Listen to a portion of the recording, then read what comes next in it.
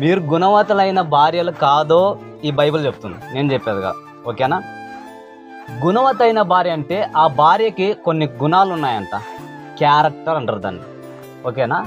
ఇప్పుడు ఆ క్యారెక్టర్ గుణం గురించి మనం ఆలోచిస్తే ఆ గుణం అనేది ఎప్పుడు పోదంట, క్యారెక్టర్ అనేది ఎప్పుడు పోదంట. నిజమా కాదా? ఒక గుణం గురించి మనం క్యారెక్టర్ తీసుకుందాం. బంగారం తెలుసా మీకు? ఆ బంగారం కుండే కలర్ ఎప్పుడన్నా పోతుందా? పోదు. ఎంత బురదలో వేసినా, ఎంత కాళ్ళ కింద తొక్కినా ఆ బంగారం కుండే ఆ గుణం మాత్రం పోదు.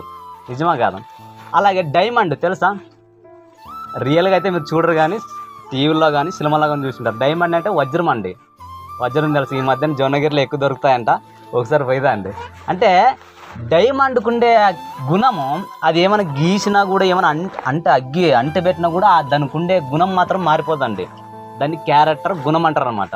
ఇప్పుడు అలాంటి గుణవతైన భార్య దొరుకుట చాలా కష్టం రా అని చెప్పాడు సల్మాన్ గారు.